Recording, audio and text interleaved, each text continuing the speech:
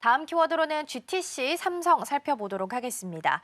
기다렸던 GTC 이벤트가 현지 시간으로 17일부터 개막을 했고요. 어제 우리 시간 기준으로 오전 2시부터는 젠슨왕 CEO의 기조 연설을 확인할 수 있었습니다. 일단 차세대 AI 칩 발표에 대한 기대감으로 아시아에 있는 이 반도체 기업들도 같이 좀 강세를 보이는 움직임을 나타냈었는데요. 어떤 이유 때문일까요? 오늘 일단 뭐 장이 좀 더 열려봐야 알겠지만 일단 제 생각에는 긍정적일 것 같은 그런 생각이 듭니다. 어쨌든 물론 뭐 그 엔비디아 주가는 떨어졌습니다. 그뭐 제가 볼 때 엔비디아의 탓이라기보다는 트럼프 탓인 것 같습니다. 트럼프가 원체 관세 정책이나 전반적인 시장 자체가 그러다 보니까 그런 것 같은데 어쨌든 2028년 AI 로드칩까지 발표했습니다. 그리고 여러 가지 얘기도 많이 했었고 주가에 대한 이야기도 많이 했었는데 기본적으로 이제 딥시크의 효과는 없고 양자 컴퓨터에 대한 그런 부분도 이제 좀 이따 발표하겠지만 그런 영향이 없다. 엔비디아는 그런 영향이 없다라는 게 결론적인 것 같아요. 그리고 이제 로드칩에 관해서도 블랙엘은 기존 호퍼에 대해서 68배에 대한 향상이 있고 그다음 블랙엘 울트라도 이제 확장을 했다는 거죠. 이제 HBM3에 관해서 192기가가 288기가로 이제 확장을 했다는 이야기도 했었고 루빈에 관한 이야기도 했습니다. 900배 이상 관한 것도 했고 베라에 관한 이야기도 해줬습니다. 그리고 이제 2027년에 루빈 울트라에 대한 루빈 AI 칩에 관한 이야기도 해줬습니다. 그리고 파이먼에 관한 이야기도 잠깐 해줬습니다. 그래서 차세대 AI 칩에 관한 이야기도 해줬었고요.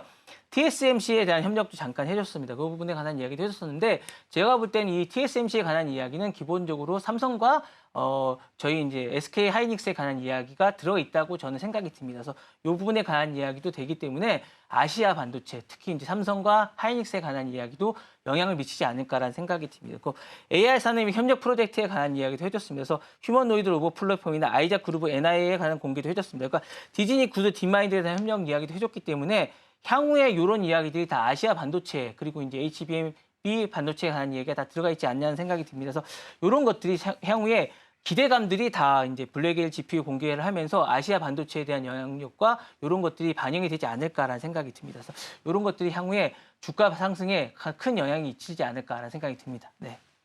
네, GTC 기조 연설은 2시간 정도 진행이 됐습니다. 여기서 나왔던 내용들 제가 말씀해 주신 거 살짝 더 정리를 좀 해보면요. 일단 블랙웰 울트라 기다리고 있었는데 올해 하반기 출시 예정되어 있고요. 베라 루빈 같은 경우에는 내년 하반기 출시 예정되어 있습니다. 베라가 CPU고 루빈이 GPU다. 그래서 합쳐진 부분 보시면 좋을 것 같고요. 다이나모도 발표를 했습니다. 이거 같은 경우에는 오픈소스로 된 추론 소프트웨어를 의미하는데 이 다이나모를 블랙웰 울트라에다가 같이 좀 적용을 하게 되면 기존보다 성능이 40배 정도 빨라진다라는 장점도 직접적으로 코멘트가 좀 나오기도 했고요. GM과 파트너십에 대한 이야기도 나왔습니다. 특히 자율주행과 관련된 움직임도 함께 오늘 시장 안에서 보시면 좋을 것 같습니다. 자, 그렇다면 AI 반도체 관련 기업들의 주가를 좀 봤을 때 추가 상승이 좀 가능할 만한 기업들이 있다면 어떤 것들이 좀 있을까요? 일단은 제가 볼 때는 삼성전자가 좀 있을 것 같아요. 여러 가지로 있으면 뭐 여러 가지 있을 것 같은데 삼성전자 같은 경우는 이제 파운드리 쪽에 여러 가지 혜택이 좀 있을 것 같습니다. HBM 얘기를 전 하실 줄 알았는데 기회가 없었니 잘 못할 것 같은데 어쨌든 향후에 좀 있을 것 같은 생각이 듭니다. 여러 가지가 있을 것 같은데 어쨌든 엔비디아 블랙엘 GPU에 관한 공급 가능성이 좀 있을 것 같은 생각이 들고 하이닉스도 물론 있을 것 같습니다.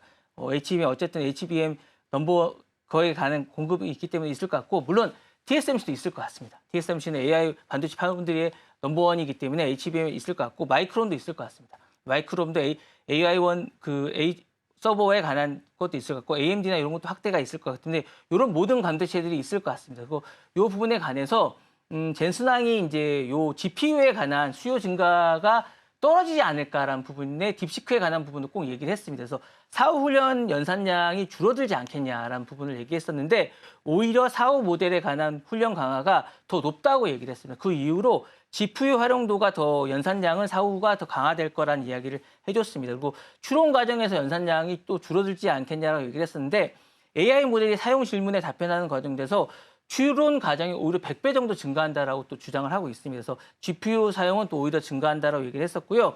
AI 시장에서 확대가 도입이 가속화된다고 얘기를 했습니다. 딥시크가 혁신적인 AI 모델이 이제 기업 및 기관이 확대가 도입이 될 거라고 얘기를 하면서 AI 컴퓨팅 수요가 증가하면 오히려 엔비디아 GPU가 증가하면서 다른 요 아시아나 이제 마이크론이나 오히려 이제 이런 향후에 이제 이런 AMD 같은 수요가 증가할 것이라고 얘기하면서 이제 주가들이 상승하지 않을까 이런 생각이 듭니다. 네.